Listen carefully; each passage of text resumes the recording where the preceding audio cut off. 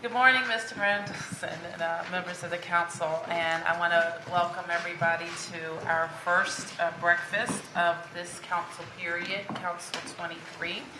And as we all know, with a new term comes a new opportunity to tackle the biggest issues challenging Washington, D.C. And we are certainly proud of the progress that we've made together, and certainly looking forward to focusing on the challenges that we face. We know that we must work together as a team, us on the executive side and you as the legislature for our great city. We are all focused on how we bring down violent crime, create opportunities for Washingtonians, and make our city more prosperous. And to achieve our goals, we certainly rely on a strong team that shares our values and our strong desire to work for the people of the District of Columbia. I know you each have the agenda in front of you, and I wanted to start my remarks with some introductions, and I know that the council will do the same. And following that, I will have some remarks about the shutdown, and then we will also discuss our changes in our organization as well. So let me start, Mr. Chairman, by introducing you to some new members of my executive team. I want to start by introducing Kimberly Bassett, who I have appointed to be the Secretary of State for the District of Columbia. Kimberly was most recently the Director of the Mayor's Office of Women's Policy and Initiatives. I also want to introduce Louis Farabee, who all of you, I hope, have met by now, who is the acting chancellor for D.C. Public Schools. I also want to introduce Delano Hunter, who is the acting director of the Department of Parks and Recreation. Delano was most recently the director of the Mayor's Office of Volunteerism, or SERVE DC. And Lindsay Maxwell, who is the director of the Office of Labor Relations and Collective Bargaining. Lindsay is new to D.C. government. I also want to introduce Lindsay Parker, who is the acting Chief Technology Officer. Lindsay most recently served as the Mayor's Deputy Chief of Staff. Sean Townsend, who is the acting Director of the Mayor's Office of Nightlife and Culture. And Sean most recently worked at the ABC board. Andrew Trueblood, who is the acting director of the Office of Planning. Andrew has served in many roles in D.C. government. He was most recently the chief of staff for the deputy mayor of planning and economic development. Also, Jason Wallace. Jason is the director of the Commission of Fathers, Men, and Boys. And Jason most recently worked for Martha's Table and is new to D.C. government. And Tim White, who is the director of the Office of East of the River Services. And Tim was most recently the chief of staff for the Department of Employment Services. And so please join me in welcoming and congratulating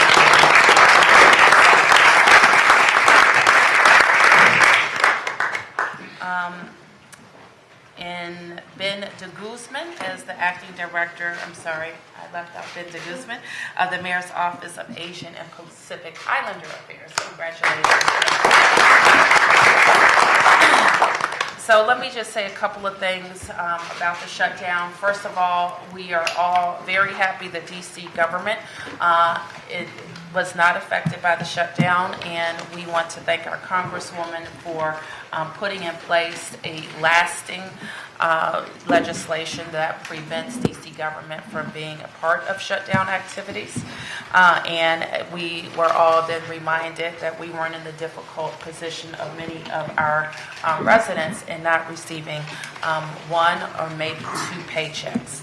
I am also proud, as we should all be, that we have built a resilient economy that was able to withstand. There's 35 days of a shutdown.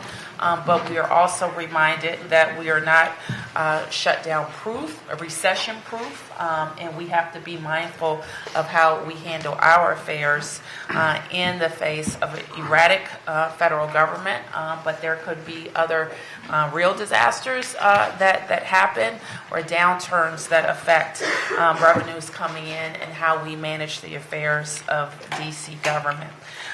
We were able to implement some quick fixes that prevented DC residents from being harmed in a significant way for the couples who were preparing to get married. So we want to thank the council for your quick action on the Love Act that allowed us to stand up a regime in the Office of the Secretary of State for the District of Columbia, issue marriage licenses, and I delegated my authority to the Secretary to actually perform and to officiate at those weddings as well.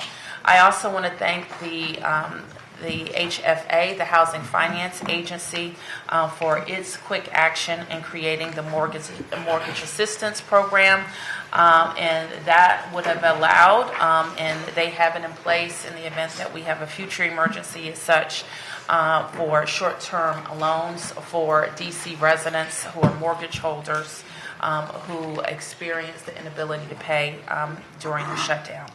The use of local funds we also had in place in the event that SNAP benefits could not have been issued in March, and for people newly seeking SNAP during the shutdown. And I appreciate the council's willingness to consider my bill to make unemployment compensation available to essential workers who work throughout the shutdown without pay and who had not been able to seek unemployment. Last week, you received, Mr. Chairman, a communication from the Chief Financial Officer releasing results of an analysis of economic activity and tax revenues related to the shutdown. And throughout the report, we learned that by early last week, the district was already facing roughly $40 million in revenue loss. We know that more than 144,000 federal workers and contractors in the region were directly impacted by the shutdown, including approximately 53,000 Washingtonians. The trickle-down effects of the shutdown are significant, and I know that we are all grateful that our partners in the public and private sector have been willing to step up and assist our residents. Our hope is that over the next 2 weeks, the President and Congress are able to pass a permanent spending bill that helps us to avoid the catastrophe of a shutdown for our city and our nation. And so Mr. DeWitt and I and the city administrator and my team are happy to answer any questions related to the shutdown. So again, I'll turn to the agenda, Mr. Chairman, with your remarks following, and then we could talk about our organizational changes. We'll have a public safety update and an update from the GM of Metro and an update as well from the Attorney General. Thank you, Mayor Bowser. I'll be brief with my opening remarks. Thank you for hosting this. As everybody knows, we alternate, even though we always meet in this room, we alternate who's hosting, and thank you for hosting this month. Your comments on the shutdown remind me that I saw on the news this morning that the President's economic advisor said that there was no lasting effect from this shutdown. I mean, that is completely laughable, and we're seeing that here in the district with the businesses that lost 20 to 60% of their business, which will never be recovered, and the damage that was done to individuals in both the public sector, federal government employees. I mean, it's just unbelievable to see federal government employees in bread lines and private sector employees, and those are lasting consequences. Madam Mayor, the council's meeting, our regular meeting, will be next Tuesday for the month of February, and we will take up at that time, at least it's my intent that we'll take up at that time, the legislation that you had drafted with regard to unemployment insurance. I'm hopeful that we won't need that, but in case there is another shutdown of whatever duration, that we should have the amendments that we saw necessary, that which you proposed, that which Councilmember Bonds introduced, on the books and perfected. So we'll take that up next Tuesday. I also want to note, members I think already know this, the public will be aware of this, that we get the annual financial report on February 1st, and the council will be having a hearing on February 4th, where it will be presented to the council and through us to the public, the results. As I'm sitting here, I haven't a clue. I'm assuming we ended last year balanced, or even better than balanced, since Mr. DeWitt's looking comfortable and relaxed. But we will have that briefing next Tuesday. And I'll just conclude by saying that the council is looking forward to working with you, Madam Mayor, as we enter council period 23. Thank you. Thank you, Mr. Chairman. So with that, Mr. Chairman, you asked that we have some discussion about our organizational changes, and I've asked the city administrator to start that discussion. Thank you, Madam Mayor, and thank you, Mr. Chairman, members of the council. On the 14th of January, during the second term Outlook address, the mayor announced a series of changes to our organizational structure, which included the establishment of new offices and changes to the executive agency's reporting. The goal of the organizational changes is to balance out the portfolio and spans of control for the senior executives, particularly the deputy mayors, in the executive administration, and to better align mission with executive agency. So if we can go to the next slide, thank you. On this slide is the district organization structure, and you'll see new offices that are identified in green, of which there are 4, and reporting structure changes in blue. I'm going to try to walk through these changes from left to right and highlight what they are and what's different. The first is you'll notice the creation of the deputy mayor for operations and infrastructure to the left of the chart. The focus here is that we maintain and strengthen and invest in our infrastructure and focus on the delivery of high-quality services for both residents and businesses alike. This new deputy mayor will have under its purview the agencies of the Department of Transportation, Public Works, for-hire vehicles, DCRA, Department of Energy and Environment, the Department of Motor Vehicles, and the Department of Insurance, Securities, and Banking. Moving a little bit to the right there is the Office of East of the River Services. That office will be an office within the OCA. And the focus here is to really marshal all of the government's resources to focus on service delivery, particularly in areas 7 and 8. So we expect this office to focus on assisting and coordinating and strengthening partnerships around public safety, speeding and focusing on delivery of direct services to the residents, and then neighborhood development where we have opportunities through investment to change the physical space of corridors and parks and business fronts and the like. And so that office will be within the office of the city administrator. Again, the third office is a grouping and a division that we call internal services. This too will be within the city administrator's office, and its focus is to group those agencies who support the rest of the district government's agencies.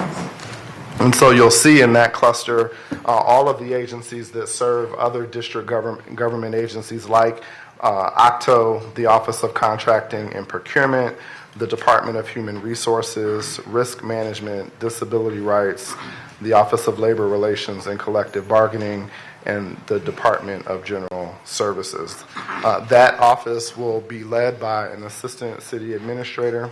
And then the fourth office, which I'm moving back far left, is the Thrive by 5 Coordinating Council, which will be housed in the office of the Deputy Mayor for Health and Human Services. The mayor had a maternal health summit last year where we really focused on working with and promoting strategies that include well moms and well babies and healthy babies. And so the focus on the Thrive by 5 Coordinating Council is really to collect all of those strategies and bring all of the agencies together that support young people from birth to 5 and make sure that those strategies are clear, are coordinated, and are executed well. So we have a number of changes there are 2 others I want to point out. We changed some of the alignment of agencies within the clusters. So the Department of Small and Local Business, for example, will now be in the DMPED cluster. The Department of Employment Services and the WIC will be in the Department in the Deputy Mayor of Education's office, and then Office of Human Rights and the Department of Youth and Rehabilitative Services is going to move its reporting relationships to the Deputy Mayor for Public Safety and Justice. And the Office of Public-Private Partnership, we want to move to the Deputy Mayor for Planning and Economic Development. So many of these changes, most of these changes will be effectuated by mayor's order.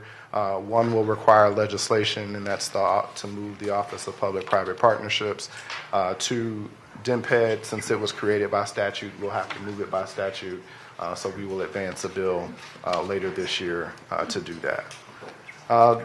The last change I'll point out is the creation of the Mayor's Office of Policy within the Executive Office of the Mayor. This really is to focus on those cross-cutting, large policy issues that require lots of agency coordination and thought and lots of focus to advance. It will work with the OPLA office, which is really focused on legislative affairs, quite obviously, and working with the council offices and all of you. But the Office of Policy seeks to generate those big ideas that will frame our work for the second term. So with that, I'll entertain any questions you may have. Other questions from members? Thank you. Thank you. I think it was helpful to go through this, so thank you for that. Thank you, Mr. Chairman.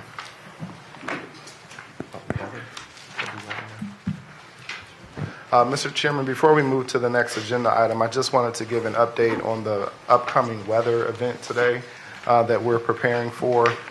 We are preparing for a weather event into the afternoon and overnight. We expect some precipitation late today after lunch. There was a few flakes falling actually this morning, but this event will start mostly as rain and will transition to snow around 4 p.m. Today. The thing that has us concerned is not only is this weather event coming during the evening commute, but the temperatures are going to drop about 20 degrees when that snow starts about 4 p.m. Today. We've activated the DC snow team and started preparing for a full deployment at 10 a.m.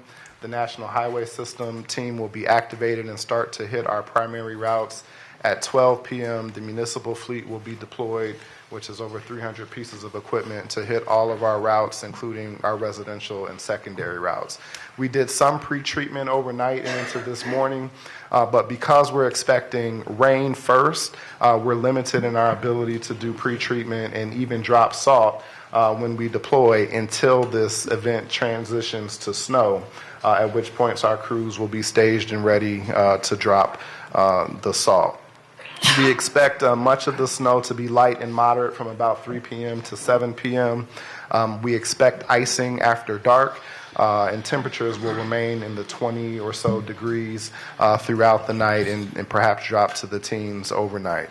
So we'll be monitoring this evening road conditions, and we'll be making an assessment on government and school operating status late tonight and through the early hours of the morning. And I'll take any questions on weather. The federal government is closing 2 hours. The federal government is closing 2 hours early today, and we are canceling evening activities for DPR and DCPS. So we will have aftercare programs at DPR facilities and DCPS, but at the conclusion of aftercare, all evening activities in parks and rec and schools will be canceled for today. Thank you for that. Any questions from members about the weather? Thank you. Madam Mayor, you wanted me to... Yes. We will close at 5 or 5:30. As opposed to our usually working until midnight, you know how council members are. Madam Mayor, you had asked that I present the council reorganization. This is not something I've done before, but I'm happy to do it. With Council Period 23, we reorganized slightly. We had 11 committees, including the Committee of the Whole. We now have 13 committees, including the Committee of the Whole. And the two new committees are the Committee on Facilities and Procurement, chaired by at-large Councilmember Robert White, and the Committee on Recreation and Youth Affairs, chaired by Ward 8 Councilmember Trayon White. The Committee on Recreation and Youth Affairs, the primary or the largest agencies that are under that committee are the Department of Youth Rehabilitation Services, DYRS, and the yes, and Department of Parks and Recreation. Thank you, Ken. With regard to facilities and procurement, the ANCs are under that committee, but also the Department of General Services, DGS, and the Office of Contracting and Procurement.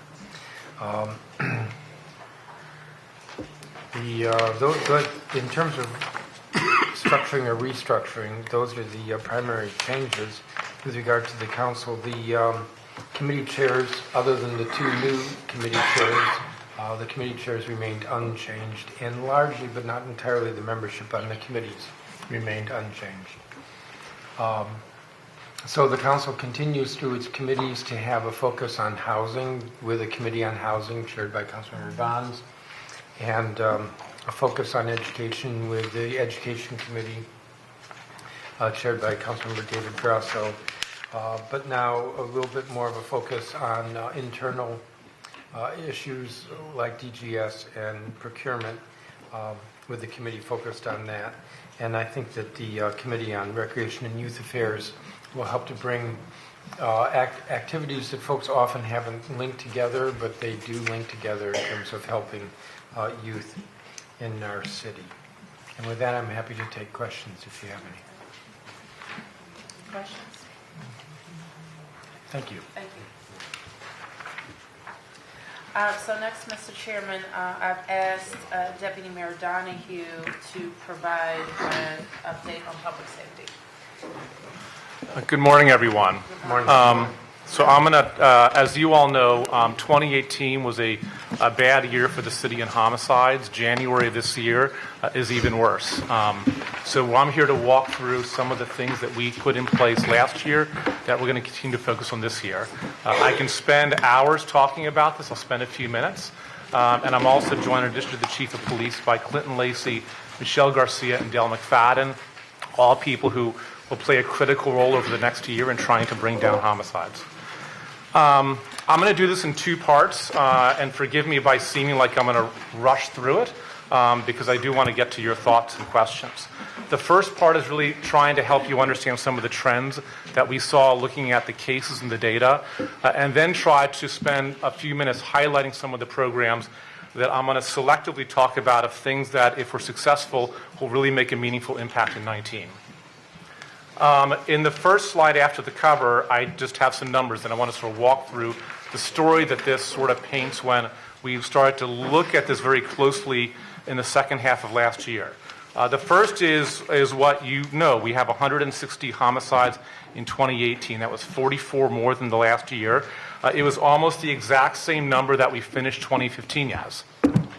The context of this is that we had over 300 fewer violent crimes, which is homicides, robberies, ADWs, and sexual assaults in 18 than we had the prior year.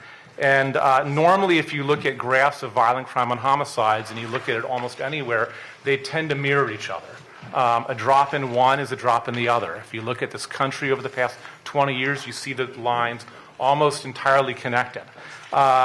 We saw that departure last year. If you look at, I mentioned that we ended last year with the same number of homicides roughly as 2015. Well, last year we had over 2,000 fewer reported violent crimes. So we're seeing this outlier of fatal violence in a city that otherwise has been reporting fewer incidents of violence. Part of that is the third bullet here, which is roughly the same number of people, around 500, were shot last year as the year before, as the year before that.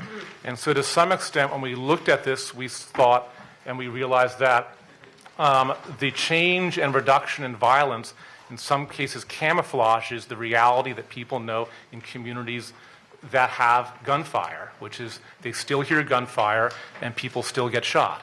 When we looked at the numbers, it seemed like the same number of people were getting shot each year despite those changes in violent crime. The next one then becomes part of the story, which is that more people last year died of those injuries. So in D.C., and we're able to go back 3 years, and we're trying to go back further. We before last year, about 16% of people who were shot died of their injuries.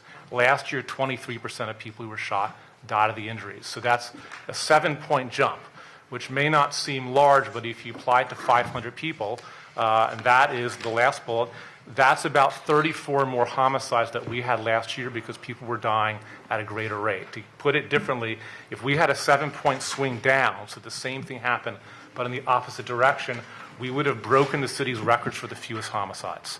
Now, the question is why, and that's sort of a question that doesn't have a single clear answer. When I started sharing this with the chief, with Chief Dean at EMS, with Roger Mitchell at the medical examiner, I said, tell me what you see here. That some of the observations we got back was more daytime shootings, more shootings at close range. We had a triple homicide in Ward 7 that was done at feet from the victims. There was not a question of the outcome. Some of the violence that we've seen in and around Benning Road is done feet from the victim. So we see more close-range gunfire, more daylight gunfire, and this is resulting in more lethality. And so that is part of what we're focusing on, and this isn't new, is we need fewer people to get shot in D.C., and homicides will follow. This just sort of briefly states something that's not unique to D.C. and not new, which is what causes violence. And I've tried to distinguish between, if you talk to a detective or the chief briefs the mayor and I every week on every homicide and every serious shooting, they'll describe the circumstances. And that's what's at the top, what I'm calling the visible causes. So your petty arguments that turn violent, retaliation from a cycle of disputes, robberies that become violent, domestic violence that becomes fatal, all in the context of having access to illegal guns. Of all those, when the chief briefs out, if anything has changed there, we certainly see more petty arguments that turn into disputes that turn into fatal violence. Below that, though, are root causes that, again, are not unique to D.C. and not new, which is what drives someone to take a life based on those visible circumstances. Well, it's trauma that's not treated from exposure to violence. It's fear for one's survival, that someone's carrying a gun, doing things because they don't know if they're going to live to the end of the year. Lack of a job, and even more that lack of a belief as the prospect for a job, and social influences that normalize violence. This is not a perfect list. It's not a complete list. Quite frankly, I could put all of it over poverty and race in this country. But it is sort of an acknowledgement that we have to be able to address all of it. 3 years ago, Brenda Donald and I, when she was a deputy mayor, started to work on sort of a running list of things that we were doing across all the clusters. And that has evolved and changed over the years. It's currently 81 items, 17 agencies, obviously well beyond the agencies in my portfolio. I list this here in part to recognize that there's not a single magic program or solution or investment that's going to solve this. I often will have someone that will tell me if you invest in X, you will eliminate violence or greatly reduce it. I'll actually go and look at those programs, and they're almost always programs with merit that did achieve results, but nothing ever single-handedly addresses all those causes and the violence. It takes place over a lot. So I am going to touch on a few things that not all of them are new. Some will be in 19. Others are items that, if we're successful, even though they're not new, they're going to make a big impact on violence. And I've roughly broken this into public health tools and traditional tools that are not replacements for each other, but have to both work and both work together and both work well. And I'm just going to touch on a few here. Now, what do I mean by public health tools? Well, one is, in this first one on the left here, is creating jobs for overlooked residents, residents that employers may find hard to employ.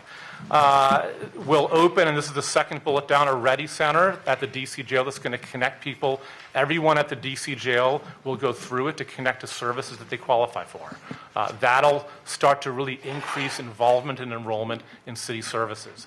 The top one here, which is the Pathways Program, which I want to recognize is one of the principal aspects of the Gnarrk Act that Councilmember McDuffie wrote about. And it's hard for me to describe it, except we have a graduation this coming Friday. We've had one cohort graduate last year. It's intensive. It's full-time. People get paid for the time they're committing to turning their life around. They're provided a mentor, a caseworker, and services in which we really meet them where they're at in their life and in their place. So to give you some sense of like the potential here, it's not large numbers, but the first cohort had 18 people in it. None of the 18 were employed before they started the program. We're 5 months after that graduation. 17 of the 18 are employed afterwards. And it was recognizing the human potential and recognizing to overcome the barriers, we have to meet them where they're at. And that's a program, as we expand and continue it, we'll start to see the benefits of that because there are often community leaders who join it. In this second sort of tranche here that talks about trauma. So in this year's budget, the mayor and the council passed an enhancement to the Victim Services and Justice Grants budget that includes starting what's called a trauma bank. So we know that there is trauma that is undiagnosed, is untreated. We do not have enough social workers and caseworkers trained in that, even if we diagnose people to give quality access. So the first step here is to actually just train more people in DC to offer services. So we had a contract go out to an organization a couple of months ago that will provide free training for clinicians to be trained in how to care for people specifically who've been traumatized by violence, which is different than how you're traditionally trained in mental health. And in exchange for that free training, each person has to commit themselves to pro bono hours, thus the notion of this bank of hours. And we can take those hours and through Director Garcia's office will allow those hours to be directed at communities that have been impacted by this. What we'd like to do later this calendar year is really start to have that housed, those services housed in communities, so we don't ask people to come to government to be able to get that, but have that housed in organizations who are there when there's not violence. So when there is violence, there's the credibility and trust to be able to overcome what's often a stigma of being able to access the services. And the final item on this slide on the far right, and again, forgive me for, I could talk about each one of these and then some, is the prevention work. And the prevention work is housed both in the office that Del McFadden's the director of, as well as the Attorney General's office. And this is really street intervention and prevention that lets us not always be reactive, be proactive, and have individuals who know the community, who come from the community, and again, have the relationships so when there's not violence, they understand how to prevent it before it starts. This is very new work for the city funding it. It's not new for the people doing it. They're now able to actually get a contract or grant for it. Where we started it, for the neighborhoods where they've been able to get deep relationships, we're seeing results. But we need, through the course of 19, we plan to intensify those efforts, plan to increase some funding towards them, and they have the potential over the course of this year, when they're successful, to start to see those results impact what we see citywide in terms of the numbers. The final slide I want to talk about, and this is traditional tools, and I want to highlight again, they're not replacements for each other, but they work they work side by side and sometimes in collaboration. And the first one is sort of prevention through effective policing. And so the mayor is, we've worked hard to, what was 3 years ago, we were losing police officers by the dozen every week almost. So we've worked hard to stabilize those losses, and we want to increase the numbers. We've now reduced the attrition and improved the recruitment numbers to the point where, when fully funded, we can get MPD back to 4,000. But we also know that people don't want officers sitting in cars. So the mayor is committed, as that growth happens, that that growth will be growth in bike patrol and foot patrol. And it also has to be done in a way that's respectful to the community, which is referencing something that's 3 bullets down, which is this year the CJCC, the Criminal Justice Coordinating Council, is carrying out a survey of police community relations that will be, I think they're going to finalize it over the next few weeks. We don't want to do that just once. We want to actually do it on a rolling basis. So starting this year, we're going to start to have an outside organization not associated with government that's currently working with the police departments of LA, New York, Chicago, do surveys that make the data available to the public. So we can have really data-informed discussions about whether the increase in policing is having a collateral effect on the trust they have in the community. The middle one is about when this says when there's a crime, we need to deploy quickly, care for the victims, and close the case. This relates to Think 911, EMS services getting to the scene on time and caring effectively, the forensic lab looking at the case, and detectives doing effective work. The 2 things I want to highlight here, one is that the council put into place, we have 2 years ago, at the request of the mayor, a wonderful program called the Senior Police Officer Program's Expansion that expanded to include detectives and sergeants. We want to make sure at the end of this year and next year that we're able to preserve that, and particularly the detectives who are actively working cases. And I also want to recognize that the mayor and you, the council, increased the budget of our forensic lab, and I want to give you some context of the impact that has had. So we doubled their budget, we doubled their staffing, they're independent of police, and we got them accredited where they were not. In fact, we had to close down parts of the lab a few years ago. When you look at our clearance rates, so the closure rates for robberies, assaults with a dangerous weapon, and burglaries, where we have really high volumes that unsettle residents. 4 years ago, we were below the national average in how well we were closing those cases. We are now well above the national average. When I go and I ask the police chief, when I ask detectives, what's the difference, expecting them to talk first about PD, they do talk about PD, they actually first talk about, well, they have a lot more physical evidence to use in cases. And their evidence, when it goes to court, has much stronger testimony being given by the scientists who are testing it. So we need to preserve that and expand their capacity to be able to test. And the final area, and this is around, it says strengthen partnerships in the district's legal and justice system. This is one where I try to struggle with exactly how to word this. And we know we have too many illegal guns. We also know that the penalty when one is caught is, and I'll use one of the chairman's favorite phrases, is neither swift nor certain in many cases. We also know that to be able to make transformations here, it's not something that we alone in this room can do. We've got to work with our federal partners in the courts, the prosecutors, the supervision agencies, both adult and juvenile. And over the next few weeks, the mayor is going to be meeting with the heads of those federal agencies to really try to identify what can we do differently in this space. The chairman, you published an article in the Washington Post with an idea around gun courts. It might be that, it might be something similar, but we need to be able to have 2019 be a year where a year from now we can talk about one or more significant collaborations that we think is really focused on illegal guns. That is sort of a very short version that I could spend much longer on.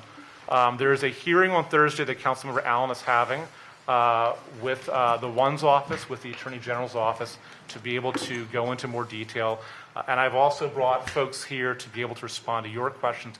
And any of us, myself or one of the people here who run these programs, are happy to come to your offices to really go in deep for some of this. Does that conclude the That presentation? concludes the presentation. Are there anything more, Madam Mayor? it from us. We'll take any questions. Questions from members? Councilman Allen? Thanks. Kevin and to the mayor, thank you for the presentation and for walking everyone through this. I mean, there's no question that everybody is concerned around the homicides. I think, Kevin, your ability to help dig through the data, I know we've had some of these conversations at CJCC, when you look at the number of people being shot remaining relatively static year to year, violent crime headed in the right direction in terms of going down, but looking at the homicide rate going up and then lethality going up. And then, of course, that our EMS response, and I think you've dug into this as well, we don't believe that the increased lethality is because something's not working from EMS response. So as you try to articulate, it is the types of shootings, how the shootings are taking place. I think also the number of bullets that are fired as well is part of the factor of increasing that lethality. So I very much appreciate that we are digging into this in a data-driven way to help then inform the policies and the decisions that we're going to make to get at it. So I appreciate the hard work that goes into that. Obviously, I think we all know it is going to take this multidisciplinary approach. So, you kind of put them into two big buckets of traditional and public health and then multiple buckets within that. But it is going to take a very broad and big tent type of picture of how we get at that. And I really appreciate you recognizing that and then pulling this together in such a way. I think that the aspects around jobs and employment cannot be overstated. Cannot be overstated. I was talking with one of the gentlemen who'd gone through the first cohort of the Pathways program about a week or so ago. And as you mentioned, this is somebody who's previously unemployed, obviously identified for the Pathways program, and he talked about the impact in his life by now having a job, and for the first time in his life being able to enroll his daughter in health insurance. And what he believed that meant for him, but then as a father and as a family, and then what it meant for his daughter's future, it completely changes his future and his family's future, and then the circle around him's future. And so, I think about, as mayor, the graduation ceremony with the paralegal program a week or two ago, and the gentleman talking about going through that program and now having a career. And that is the type of transformative work that's going to certainly change his life, but it isn't just him. It's going to change the entire family and circle around him. And so I think that the jobs piece and the access to jobs just cannot be overstated. And I think, when I met with the Pathways cohort number 2 about a week or two ago, it was a great conversation, some tough conversations, but a very honest, candid one. And we got to continue to work hard on that. The piece that I want to continue to focus on, and I do encourage everybody to join us for the hearing on Thursday, to my colleagues, and if you're unable to be there, please feel free to send staff as well, because we do want to continue focusing on this prevention and intervention effort. How do we invest in the programs and the work that is going to, I think, make a really big difference in that regard? We know that when we think about the Cure Violence model, we know it has worked and been proven in other cities, and so we know that. And while, yes, we only have a few months' experience, so it's hard to have a real full evaluation yet. We're getting there, but we know that it works in other places. I think the work that ONSC is doing has been great, and so I'm looking forward to that conversation. Encourage everybody to be a part of it. And then I'm looking forward to figuring out how we partner on this around our very unique federal relationship that only really we have. But when we think about the role that CSOSA plays in public safety and our unique space of oversight or lack thereof in terms of how we work with CSOSA. But every decision they make, I think, has an impact on public safety in our city. And so the hard work that we're going to do on the prevention, the intervention work, and those relationships with those federal partners is going to be critical to this. And so I look forward to partnering with you and working with you on this. And I appreciate that this is what you're laying out is really viewing it from a very broad, collaborative, interdisciplinary type of approach, because I think that's what it's going to take. Because I've said this before, we can't put this all on MPD. We've got great officers in our communities, but when the expectation is that MPD is going to be the one that does it all, I just don't think that's a sustainable model. And so we need to help give MPD the resources and support, and work hard to partner with MPD.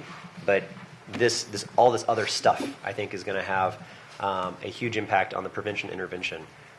We take the 3 homicides from this past weekend.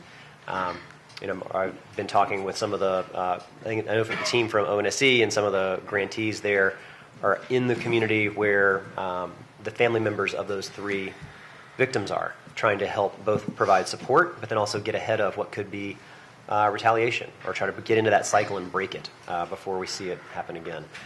So not so much a question, just more of an appreciation for the breadth of how we're going to tackle this and seeing all the different pieces that come into play here if we're going to achieve what I think we all want, which is obviously to reduce violent crime, but reduce dramatically the number of people shot in the homicides in D.C. Thank you. Thank you, Councilmember Allen. I have a bit of a lineup here, and we do have a couple of agenda items still. Councilmember Robert White. Thank you very much. I have a few questions, and so I'll just leave my lead-in absent. In terms of just a couple of questions about budget and structure, I really appreciate this thoughtful approach to addressing violent crime. What do you see as changes? You mentioned some increased funding. What will that increased funding look like, and specific to the One's Office and Cure Violence? I'll answer, and then my boss can elbow me in the side if I go too far afield. When you talk about funding, I'm really focused on, like, we're in a fiscal year, still in the first half of a fiscal year, so I'm really talking about what we have opportunities to find this year. So with the ONSC office, we're looking at increasing some of the prevention intervention work, so the work around the community contracts to do prevention. I say, and I say in every setting, that for that office, some of the most profound work they do is also the Pathways program. I don't expect, but I've always have an open door to see if there's something around that.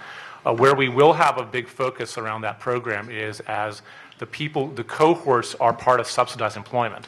As they start to those programs are time limited, and we really need to work collectively to be able to have smooth exit ramps to unsubsidized employment for the individuals who are part of it. And that will be, it's not a budgetary item, but a big part of the focus that we have.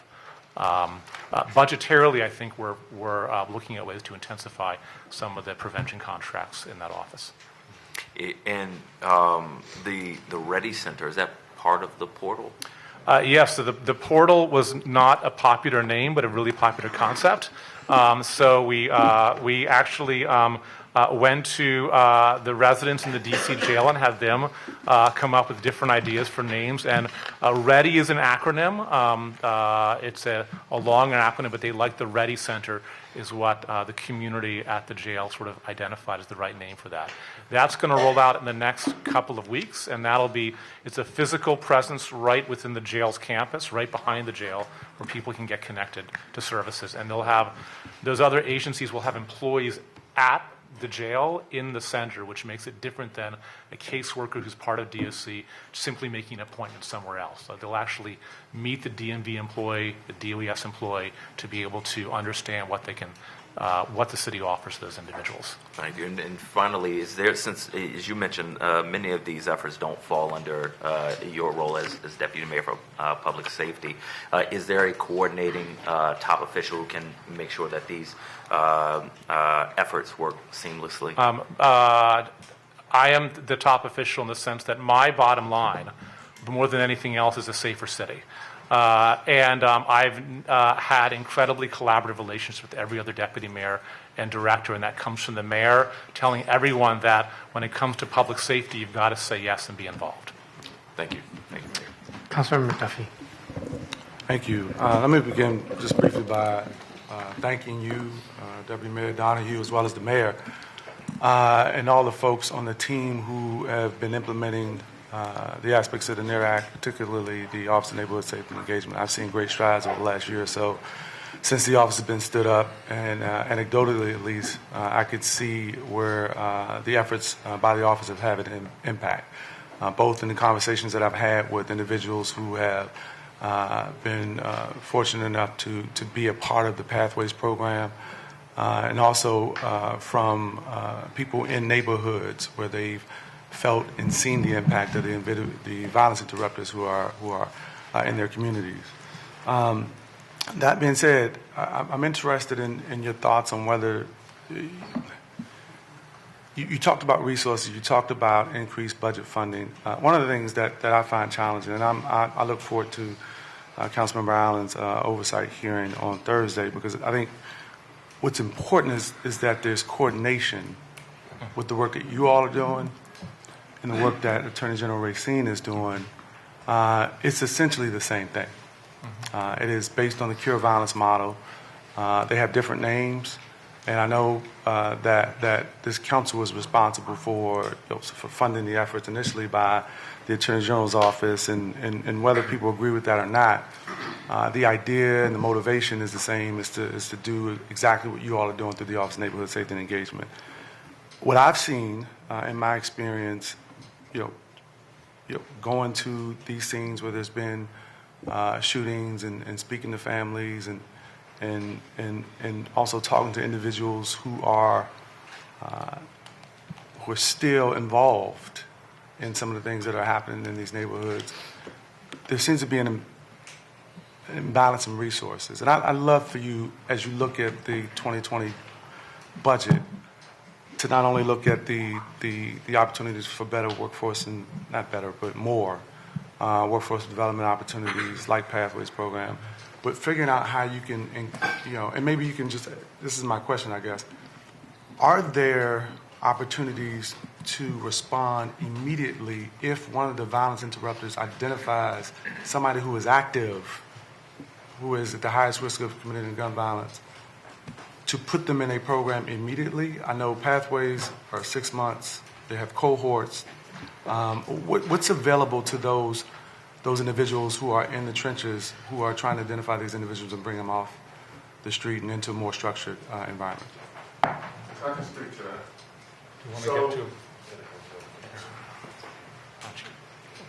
And I don't want to go too deep into this. A lot of this is going to be covered on Thursday, but Yes.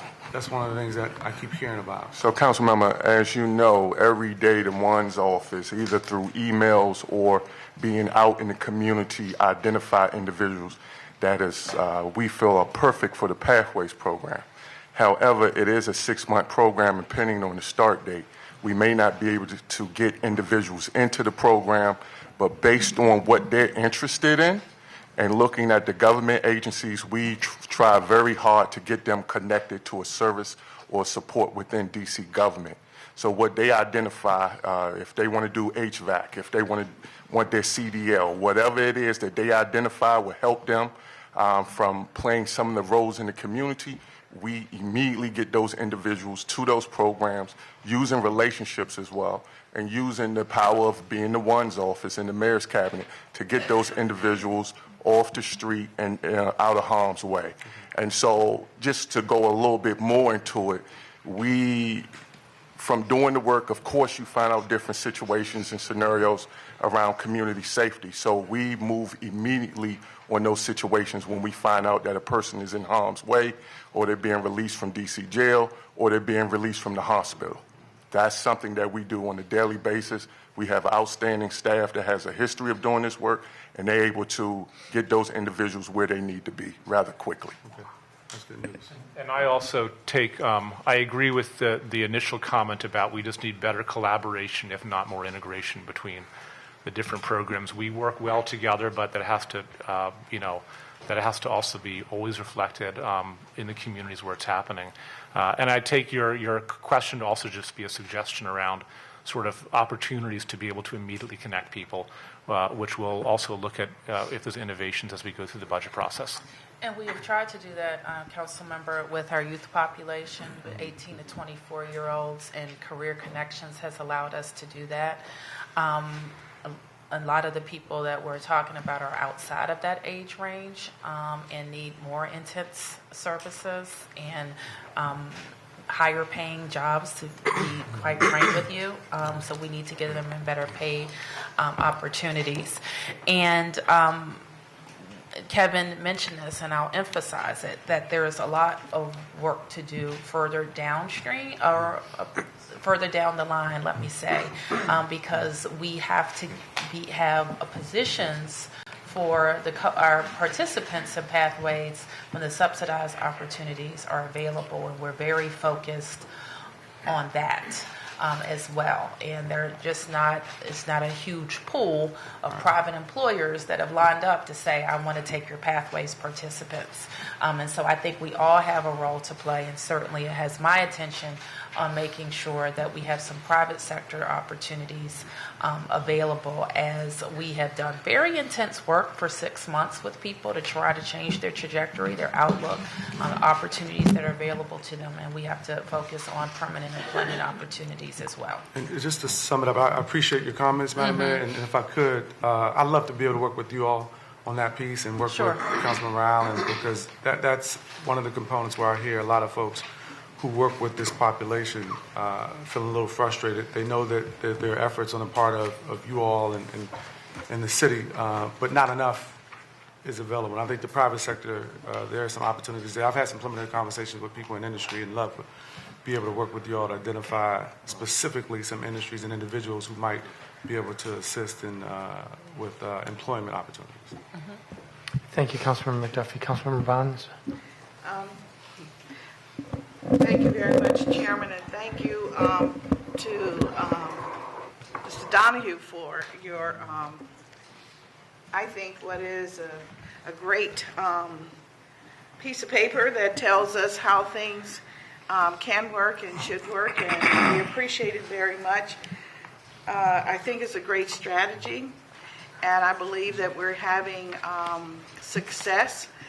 But my real question is, how do we measure the tactics that you're employing? You mentioned 18 individuals. Of the 18, 17 have, I guess, continued to work after 5 months.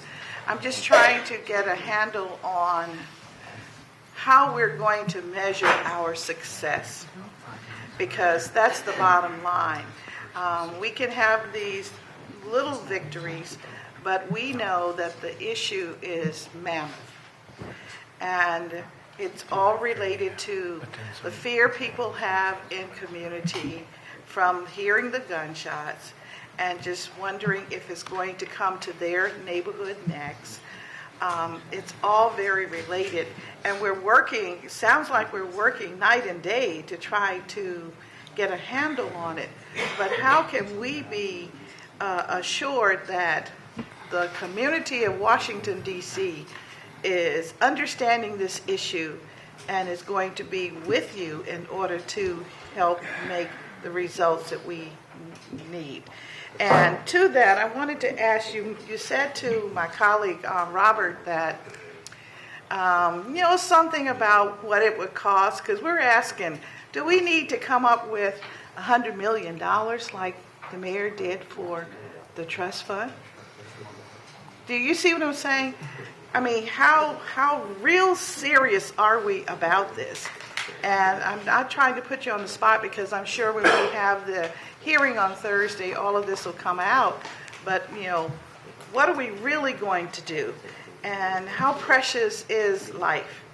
And not just those that, meet the bullet, but those that are perceived as the perpetrators and their families.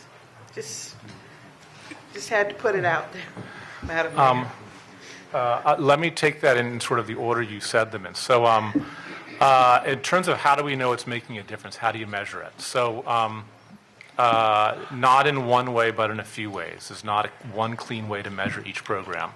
I would say that the first thing I look at is the program succeeding for what it is, the activity it's trying to do. So the example I'll give of the Pathways program.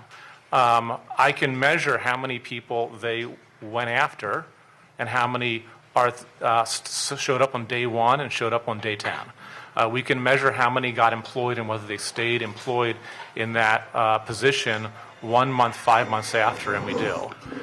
And each of those programs have some equivalent to that, of like, for the things they're trying to do, the activities they're doing, are they able to carry out that vision effectively? The question about, well, what are they having a broader impact on violence becomes, quite frankly, more difficult. To some extent, it's important to calibrate expectations. In that I I much more often have individuals who are too optimistic and therefore set good programs up for disappointment about what it can do than individuals who are skeptical about whether it's working. Also, I'm a data guy, but there's a reality when I'm in the community talking to people that if they see it, like that to me is, even as a data person, as real as the data is for the communities that we're supposed to be helping, for people who should be, if anyone's going to see that impact, they are. Do they acknowledge, what do they say about the program? And that is as important as the others. These programs, if you take the pathways or any of the other programs, 18 people may save some lives.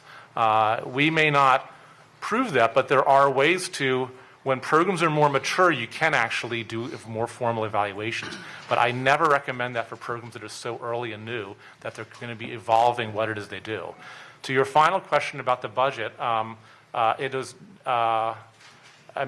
certainly something done this year does not look like $100 million. It's going to be focused on where we think there's the capacity to increase. Having really good schools lowers violence. Reducing truancy lowers violence. So it's already a $100 million question. I would say it's an issue of where do we think we get the best return on those investments? And then as a city, we have to be willing when we see promise to invest more in it. And when we don't see it, even if it sounded like a good idea, to do something different. And I think that's what the budget debates are always about. Thank you, Councilmember Bonds. Councilmember Tran-White? Thank you. I just want to say that for those of us in the room that's responsible for public safety, just say that the city is not getting any safer. For those who know me, since I've been on the council, I've been talking about public safety for a long time. There's been several nights when I hear gunshots, it sounds like we're in a third world country like Baghdad, just shots everywhere, 30, 40, 50 rounds, back to back. In fact, I heard it last weekend. And one of the young guys, Travis, was a result of that, Homicide was a result of that. I say all this to say that I just don't feel like we take public safety serious in the District of Columbia. I said it because the preventive efforts put into public safety hasn't been, as we talked about, put in the budget. When I first got here, I presented a piece of a proposal about what we can do to decrease the violence in the city. And during that time, the narrative was that crime is down. Over and over again, crime is down, crime is down. When I'm visiting families, going to funerals, doing visuals, crime is down. And so now we're at a place where this is the first time I've heard that 500 people were shot. We should be at a state of emergency when it comes to the violence and the crime in our city. I talked to a few colleagues. I met with the mayor about getting money in the budget to prevention, not being reactive. And I believe the first year we got $750,000 in working with Councilmember McDuffie and Councilmember Mendelson, and that was put into the one's office to do prevention work. That's a drop in the bucket. I guess as time progressed, the mayor put more money into, I think it was $1.7 million, and McDuffie put more money into $2.2 million. And I know, in my experience in working in the community, we used to have at minimum 150 outreach workers in the community. Right now we have about 30 to 40, 50 at the most in Washington, D.C. We have about 32 crews in Ward 8 alone, not even to mention the other wards, the amount of crews and neighborhood in D.C. And so we're not even covering the territory. And I know it takes time to build those relationships, but we have to declare that we are in an emergency when it comes to the crime and the violence. Because what people are feeling on my side of the river, I don't know what's going on everywhere else, but it's intense. To the amount of calls we get between people's cars being shot up, windows shot out. We had about 8 children shot in Ward 8 in the last 5 months. Children. And so when I'm a part of these conversations, I'm trying to sound the alarm to everyone in the room that we're not feeling any safer in our community. I'm sorry. One of the things we talked about was about the credible messengers and the violent interrupters. I think we have to put more on the streets. There's guys like we talked about, like Kareem, who came home, who's reformed, who was a part of the program for the paralegal program. He was one of the violence interrupters. We had to find more guys and ladies like that and integrate them inside the schools too. One of the things we did, we took a lot of these people who were credible, they can stop the violence, out of the schools. They're not in the schools anymore. That's a meeting place where a lot of young people meet on a daily basis. They have to be in the schools, have to be working over the jail, have to be working in the rec centers, they have to be working in the community, all in a coordinated effort with wraparound services. If we don't do that, we just spinning our wheels here. I also want to say that we have to do our due diligence and the Infrastructure Academy. That was something that was put in the community to ensure that people have a pathway to not just jobs, but careers. I don't know what's happening with the Infrastructure Academy right now, but when I hear about the guys going out in the community, as you talked about, Mr. McFadden, and recruiting young guys, we have to have something to send them to. I remember prior to becoming a council member, when we had the South Capitol Street shooting, then Mayor Fenty incorporated a new part of DOES that specifically was slots allotted and money allotted, emergency funds allotted to get these guys off the street in a program immediately to ensure that we can at least know where they at 8 hours of the day. You got somebody accountable to, some mentors. And I think that we can work with the mayor to get that going again, to get something happening, proactive measure, because right now we are behind the 8 ball. Community policing. I think we have to do a better job of community policing and put the onus not just on the police department, but on people in the community too. I don't think the solution lies solely on the government. You have to figure out how we get resources, supports to people in the community that's seeing what's going on, that's a part of this process every day, that can be helpful. If we don't do that, then we are also going to be spinning our wheels. I want to leave with this. Last week, I had the opportunity to meet with the guys from the Pathways program, and I was a little skeptical, but I was supportive of dealing with that population. I believe you had some excellent guys in that cohort, and the last cohort in which we used to classify as Tier 1. Those potential shooters, robbers, they're in that group. We can help transform and keep contact and track those guys and ladies. We can change this thing around, but we have just having that cohort every 6 months is not going to be enough for where we're going as a city. We have a larger population to reach, and we're finding that more guys are carrying guns, and not just any guns, but 30, 40, 50 rounds on their hip. And so that's why we come to these crime scenes. There's bullets everywhere. And so we do have to figure out how we get these guns off the street. I was trying to figure out, is there some technology that can detect guns on persons of people? We find that far too many people walking around with the guns on them just throughout the community. And I'm hoping, I'm putting together some things to get more people in the streets to work in certain hot spots in Ward 8. And I'm looking to work in other wards as well, that we can partner with your office, Mayor Bowser, to ensure that we can get some support and getting these guys and ladies what they need with the mental health services, the substance abuse services, and the wraparound services they need to help them transform before it be too late. Thank you. Thank you, Councilmember White. Attorney General Racine. Can I just ask a question before we move on?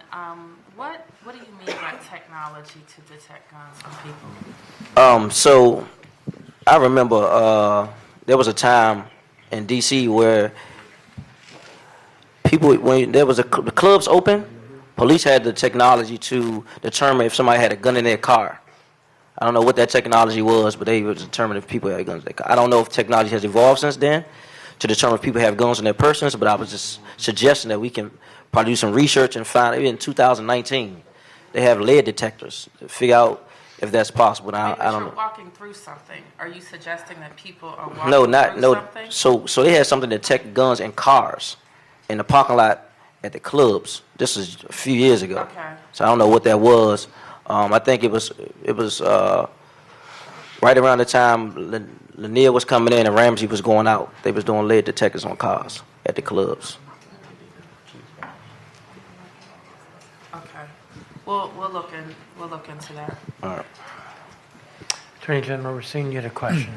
Yes, and I realize that the Office of Attorney General is last on the agenda, so perhaps my comments, can supplant my order, and so I won't speak twice. So I guess I'm jumping the line on you. Don't mean to jump the fair on you, though.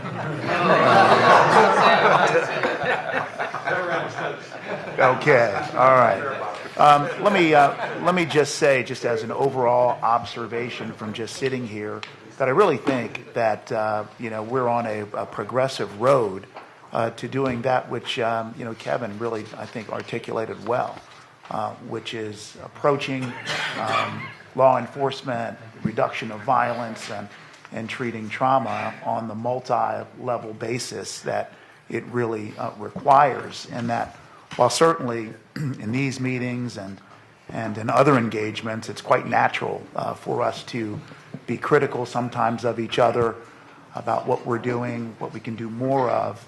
There is no doubt, I think, that the momentum is in the direction of a truly thorough, holistic approach, and I'm happy to be part of the team here that is moving in that direction.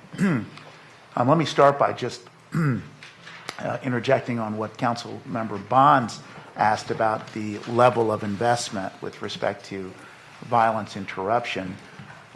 In New York, they launched their public health violence program back in 2014 with a $12 million investment. Obviously, New York's a lot larger than the district. Today, New York spends $34 million annually. It has 22 so-called cure violence sites, engages over 50 community-based organizations, and employs over 200 individuals in their public health approach to violence reduction. New York will be launching additional 4 new sites by July of this year. In 2018, New York City saw record low homicide rates, and today is widely viewed as the safest city in the country, and it's been safe in New York, safest that New York's ever been in 50 years. Los Angeles similarly launched the public health violence approach in 2009 and currently has 23 sites across the city and an annual budget of over $20 million. In 2018, the violence crime rate in Los Angeles was down 4% and homicide rate was down 9%. LA saw its lowest violence crime rate in 50 years in 2018. Both the New York and LA chiefs appropriately credit the public health approach to violence reduction as a contributing factor, along with law enforcement, to the reduction of violence. Now to the Cure the Streets pilot program in the District of Columbia.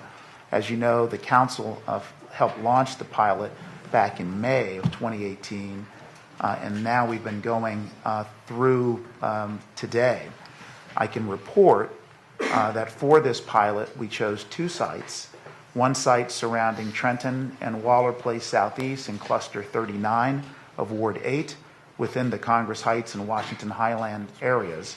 The second site surrounds the Trinidad neighborhood in 18th and M Street in Cluster 23 of Ward 5. We're very proud of the work that the folks have done in launching these sites.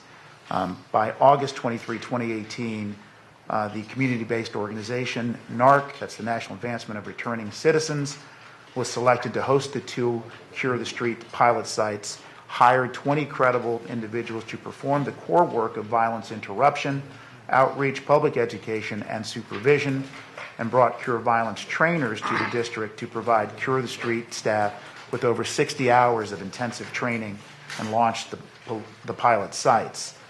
Based on public NPD data and intelligence on the ground, there have been 5 non-fatal shootings and 0 homicides in the almost 6 months of operation of Cure the Streets in our Ward 8 site.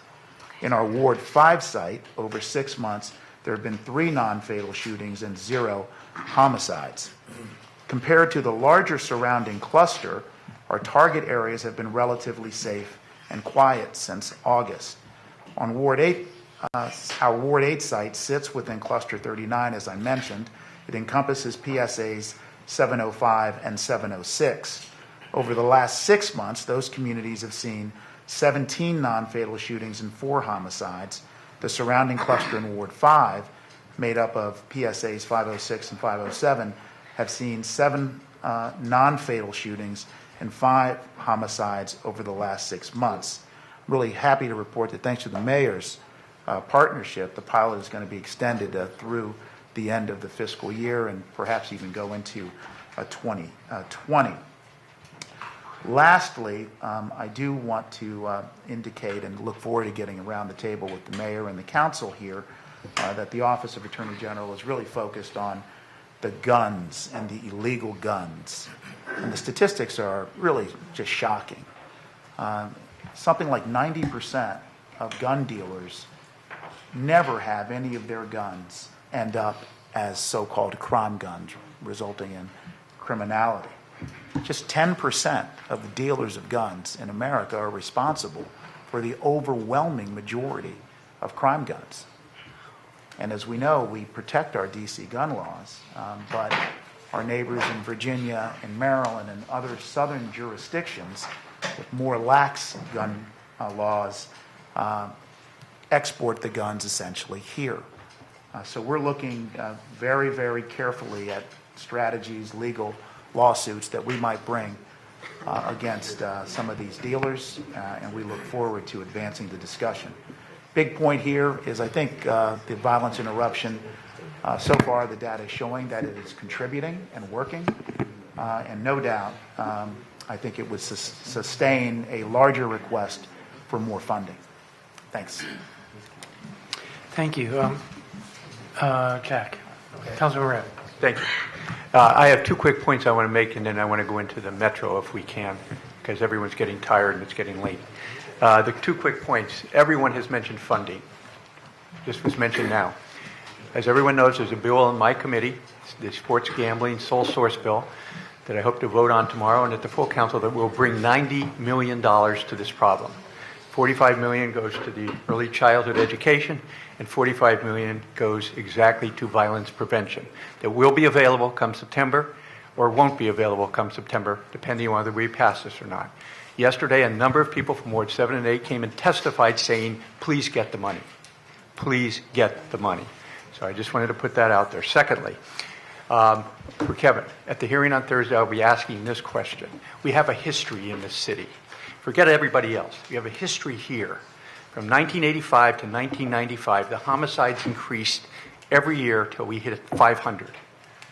From 1995 to 2015, they decreased every year till we were under 80.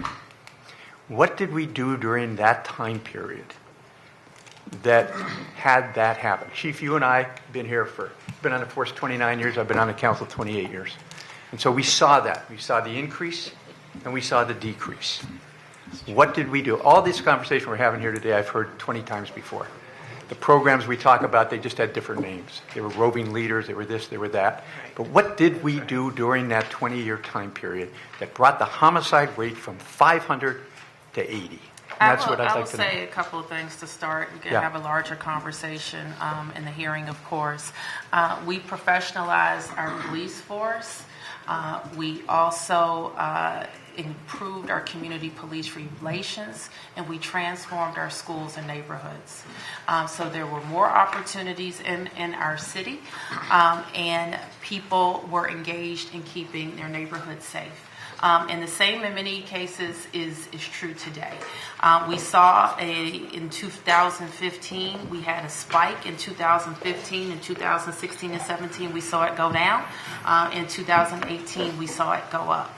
So there were complete, and I will continue to say that our commitment to having professional police who are committed to constitutional policing, who have gained the trust of communities, has helped us reduce from the time when we were considered the murder capital until today, where we have improved safety across the city. We have a terrible spike. The council member from Ward 8 says we have an emergency in Ward 8. He has outlined some things that he thinks that we should try, including how we get at guns better. And I think we have to take you up on thinking about how we get at guns better. We have to. I couldn't agree with you more. I mean, we've heard in the Attorney General put on the table some cities that are doing things differently, but not just with cure violence. They're doing some things differently at getting at guns. So let us be clear-eyed when we talk about this, that we have to look at all of the buckets and make sure that we are pushing on all of the buckets. And there's some help that we also need from the council. Kevin put on the table, and we're going to ask you for this again, to make sure that in October that we still have access to our senior police officer detectives. who, if you don't extend that authority, they will not be able to stay on our rolls come October 1. So we're going to ask you for help on that. And that's very important to the work as we move ahead. We're also very focused on making sure that we're implementing all aspects of the legislation that you've already passed, and Kevin and the chief are committed to that as well. The council and my office has introduced a record sealing legislation that I think is a long play, but also helpful, and I'm looking forward to working with all of you to get all of those things. And so if the $45 million that you talk about materializes, I don't know that we know that for sure, but if that materializes, we will also make sure that we're investing in effective strategies. It's been said a number of times that some of our strategies right now are in the very early stages of evaluation, and we're going to continue to evaluate those things. So if there is an influx in additional funds, that we are investing them in the right ways. Okay, can we go to Metro? Is that what's next on the agenda? Okay, yes. All right. Thank you. I'm going to set the table. The Attorney General should feel like he can't speak again. No, he's done. He's done. He jumped the gate. You're done. We arrested you and took you away. I'm going to set the table for Paul Wiedefeld. Look, it's late. I wanted to be first, and we're last. People are tired. This is an extremely important issue. I, as your voting member on the Metro Board and Corbett Price, absolutely need your guidance as to how to vote on this issue. It's the late night hours. It has become a very contentious issue. I will set the table very quickly. Paul came on as general manager, and I came on the board as chairman. Metro was in a disastrous shape because it had not done preventive maintenance. It had not done it because it didn't have something called track time. Track time is when no trains are running.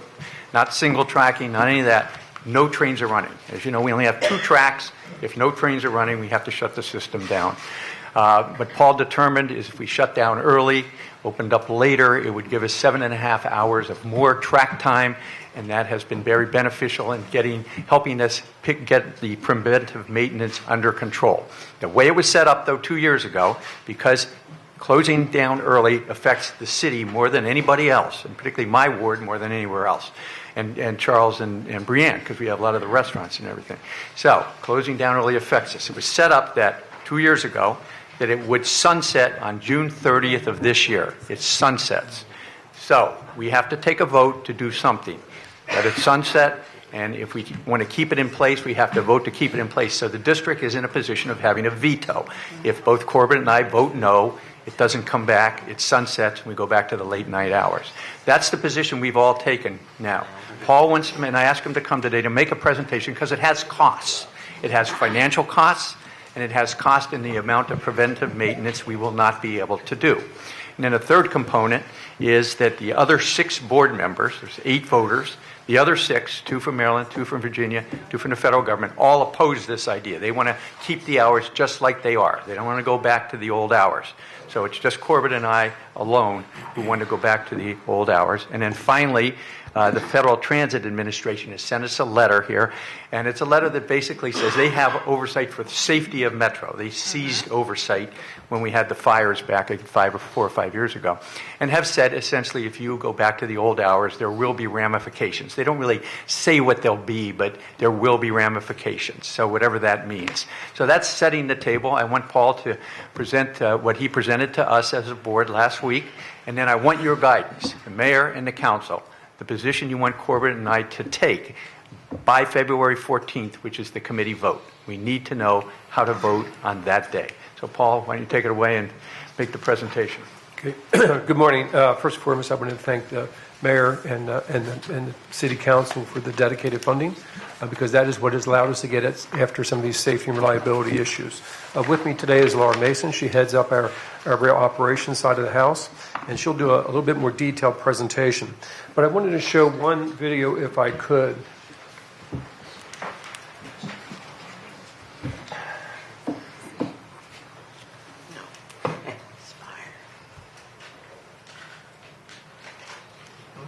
This occurred at Federal Center just over 2 years ago. And this was really started the change of philosophy we had in the agency, and I really believe within the region, which is that safety trumps service. And what that means is that we need to do what it takes to keep the system, keep the people, keep our employees safe in operating the system. So with that, we had to do some major things. We had to do safe track first. If you recall, we had almost 80% of our rail ties deteriorating under the rails. Then we went to this preventive maintenance program. For an agency, a system that's over 40 years old, we had never done preventive maintenance. Basically, we would react to things. We were never trying to prevent things. And that impacted, obviously, the service levels and, more importantly, put people at risk. So that's what the program was designed to do, and that's what we continue to do. So we made great strides, which Laura's going to talk about in a bit, but we have a way to go. So we have recommended to the board that we continue for another year, that we come back at that time. We have gotten more productive in the work that we've done. We are getting ahead of a lot of these issues. But we're just not there yet, and that's why we're recommending that. But I'm also obviously very sensitive to the desires of the city to get more hours. So we did come up with some different scenarios to try to do that. So we're going to walk you through those. But let me just be clear that in any of the scenarios, we're not. We will continue to have to do the preventive maintenance and the safety, and so that's what we are going to do. It does impact customer service. For instance, going back to midday single tracking, which we've eliminated for the last year plus. Early outs in the evening, getting to like 24-minute headways to do those types of things. So that's the real trade-off. But we cannot trade off the safety of our customers and the safety of our employees. So with that, let me turn over to Laura to walk through some of the details, if you could. Thank you. Good morning, everyone. So as we've just stated, in the last 18 months, we've completed a significant amount of work in our system. I just paused. Do a lot of council members have the presentation available to them? If not able to see it. Yeah, everybody has it. Keep turning. Just keep turning it. We'll get a copy over to you.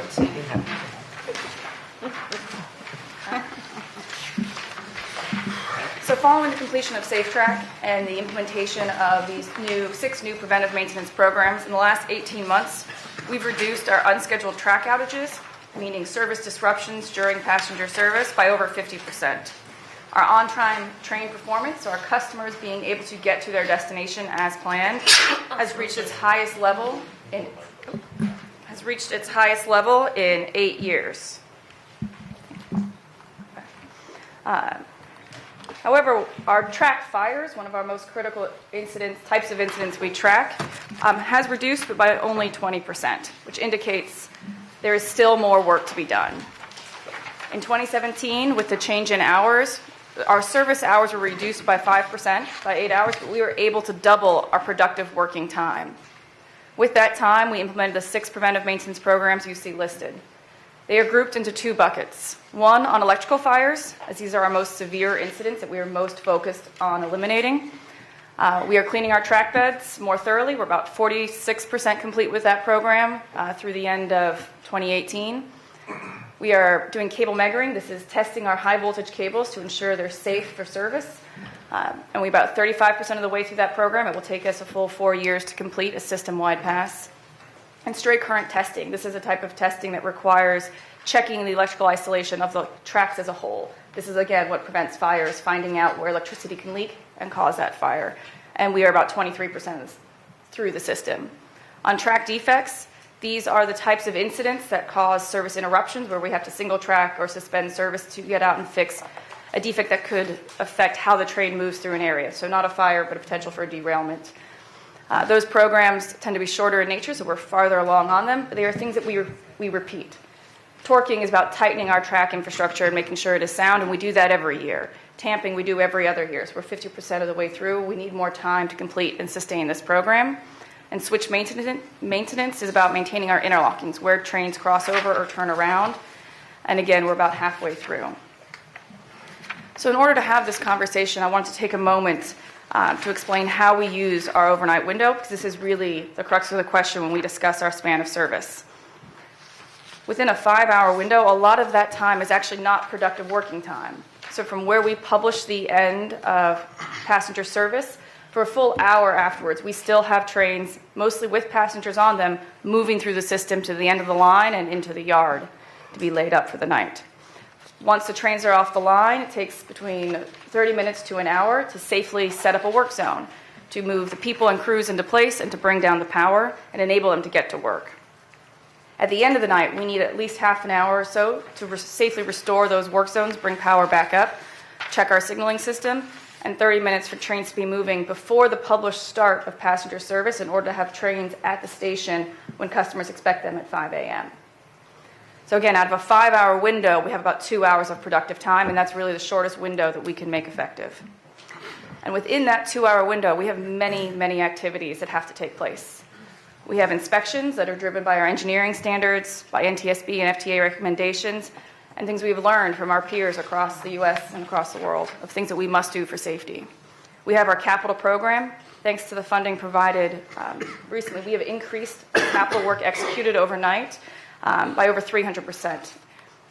Prior to this service change, our capital program represented about a quarter of what we did overnight. Now it's half the work we do every night when the system is down. And then the third piece is those preventive maintenance programs I just discussed. On average per night, we send out about 50 crews who are going to work for those 2 hours. And a lot of this work is getting done overnight, and it's much more than we could do with single tracking. We send out 50 crews a night in this window, but if we are single tracking, even setting up 3 work zones on different lines, we're getting a maximum of about 9 crews. So less than 20% of what we can do in the overnight window.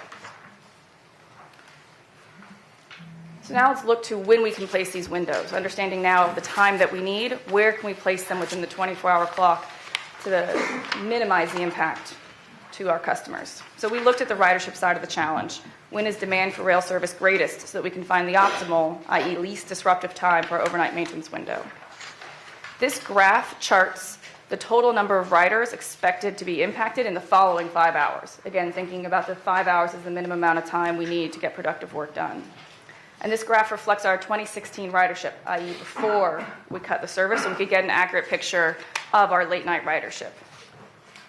The results show that we already have our service hours aligned with the lowest periods of ridership at 11:30 on the weekdays and about 1:30 on the weekends. And this is what our customers told us when we went out with the service options in late 2016. They voted for and we implemented the solution that put the overnight maintenance window in the lowest part of the ridership demand curve. Therefore, modifying these hours will either impact more riders if we shift the window or reduce the time available for track work if we extend the service hours. So what are our options? At the board's request, we have generated 4 options for consideration to better define this trade-off between service and maintenance. On the far left, you see our option. This is our default. If we revert back to our FY16 hours, those hours we were running through 2016. It would restore our service to 5 a.m. to midnight on weekdays, till 3 a.m. Friday and Saturday nights, and Sunday from 7 a.m. to midnight. This would have a major impact on weekday service. In order to sustain our preventive maintenance programs and continue our work, we would have additional single tracking midday from 10 a.m. to 3 p.m., we would only be able to run trains every 24 minutes after 10 p.m., and we would have no yellow line service between Mount Vernon and Fort Totten on the midday. So a big reduction in that corridor. From a ridership perspective, we think this would overall lose 6 million DC trips for the year, 11 million for the system.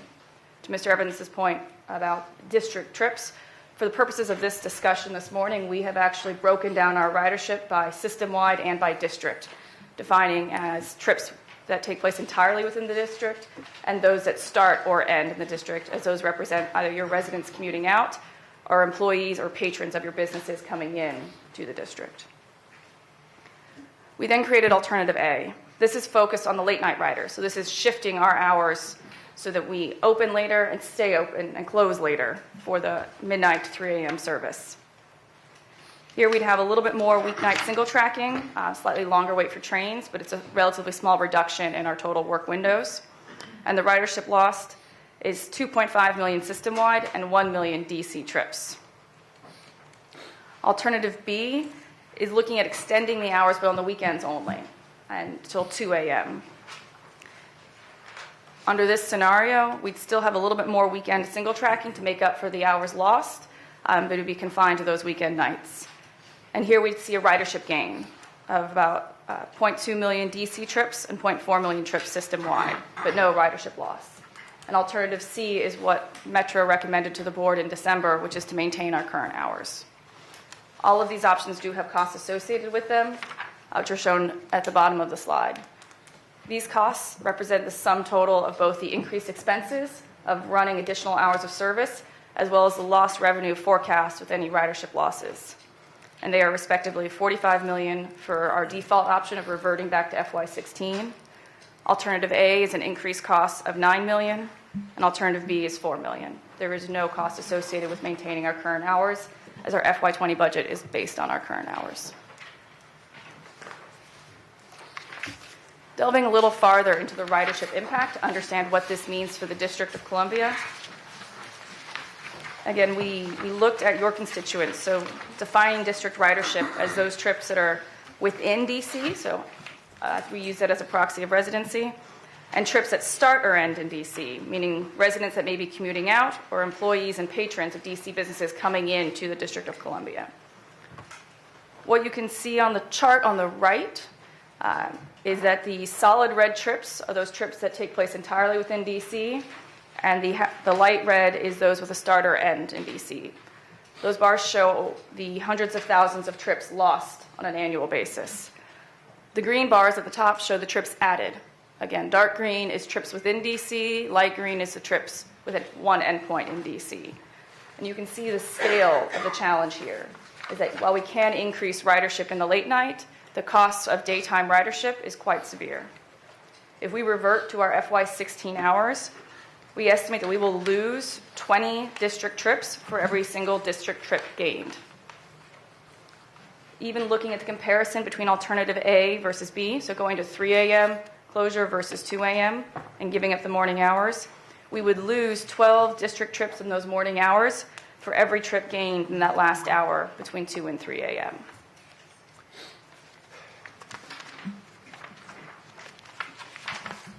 So with that, let me just wrap up the presentation. Basically, as a region, we cannot compromise on the safety of our employees or of the customers that we move 1 million a day on, and so it's a balance of the service that we provide in these other windows of time.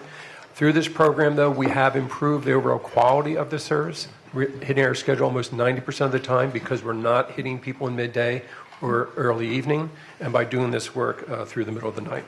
So we have recommended that we continue the current program for another year, and we'll see where the board takes it from there. I believe they're meeting on February 14th to make their final decision.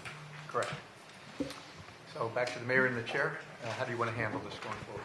Well, I'm going to start with a question, and that is two questions. One, when the hours were changed in 2016, it was done on a temporary basis. I don't know if that was a compromise with the board or whether that was just what was put forward because the loss in hours was not desirable. So was the thinking that the work could be done in a year, or it's been extended a couple of times? So if we keep the current hours, how much longer do we keep the current hours? Because it seems to me that a public transit system that's serving a major metropolitan area should be working long hours. I have one other question after. Sure. We at the agency did not propose a window of time for that because we didn't know what we had on our hands. We had never done this before, meaning as an agency. So we needed to get out there and find out what we had out there physically, and that's what we've done. And as one of the earlier charts showed, we've chipped away at that, but we're not quite there yet. We have gotten more productive. We think technology can help us into the future, so we want to get this, to where we can add more hours. But if I could, we've done a little survey of just both international and national cities and what those hours are, how late they stay open. Hong Kong 1 a.m., Tokyo 1 a.m., London midnight, Paris 1:30, Madrid 1:30, Toronto 1:30, San Francisco midnight, Boston midnight, Atlanta 1 o'clock. New York, 24 hours, but totally different systems. So the same issues that we deal with, every transit property has to deal with, Ours is compounded because we have a two-track system, and our options are very limited, unlike in New York City, for instance. So how much, if we keep the current hours, your recommendation, for how many more years? We would come back to the board next year, show where we are. We're not going to we can't negotiate safety for the hours, but I believe we will be much closer to getting to the point where we can add more hours back into the system once we have a routine of doing what we're doing and as we increase our productivity. So you see this as temporary? I see it as temporary, yes. We want to get more hours. That's what we want to move back towards, but when we can do it safely. My other question is this. Last year, I think it was last year, you shut down entire segments for weeks. And of course, that allowed you to do complete maintenance quite thoroughly. Why isn't that a better alternative? We are actually doing that as well. We're doing that for the major capital projects that we need to do. So, for instance, we'll be shutting down in the summer south of Reagan Airport for the entire summer to do major work like that. We've laid out a 3-year program that does that as well. So it's a combination of both. So we are doing both. But that's not an alternative to this. No, because this is ongoing work that literally you constantly have to watch every day. This is maintenance work. Question, how much were the operating costs reduced when you reverted to these hours? I don't have that off the top of my head. Do you remember what that cost was? I can tell you the cost.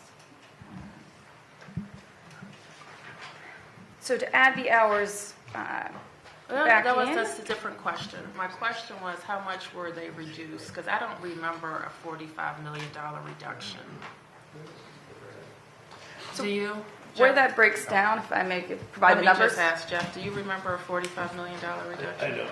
I wouldn't be able to break it down without. Okay. But the 45 is also loss of revenue. So it's the subsidy cost. Because what's happening is you're single tracking during midday, so you're losing riders. But from the time you went to this scenario, the revenue loss, the ridership loss has been much more significant. Okay. So we've been tracking our ridership, and I don't think we have seen a significant decline. It has shifted. We've seen, obviously, the last few weeks excluded with the federal government partial shutdown. When did this go into effect? This went into effect in July of 2017. Okay, and so we've you've tracked had our increased ridership. Since July of 2017? What we've seen is that our weekday ridership is stable or increasing slightly. Our weekends continue to decline, and that's why Mr. Wiedefeld has charged us with a weekend headway improvement project, which, separate to this discussion, we are looking at other initiatives to improve our weekend service to bring back weekend ridership. And we can find out the exact numbers, but overall, since all of the changes and necessary changes, ridership on Metro has declined substantially. Well, I know, because we have to pay more. Yes. So ridership has declined.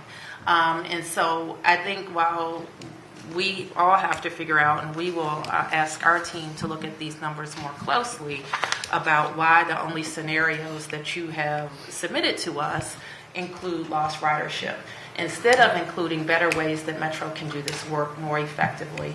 And we have a system that's open so people can ride it.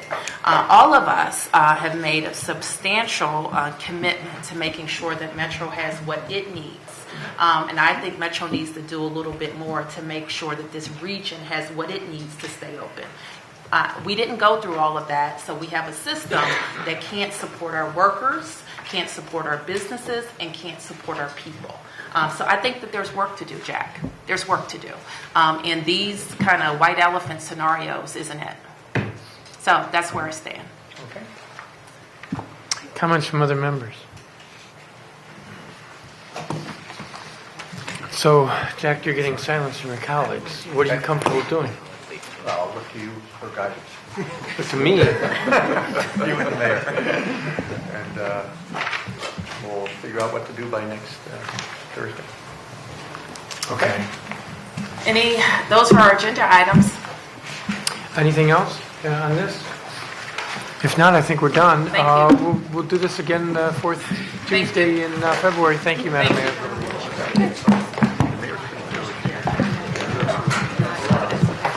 You don't have to.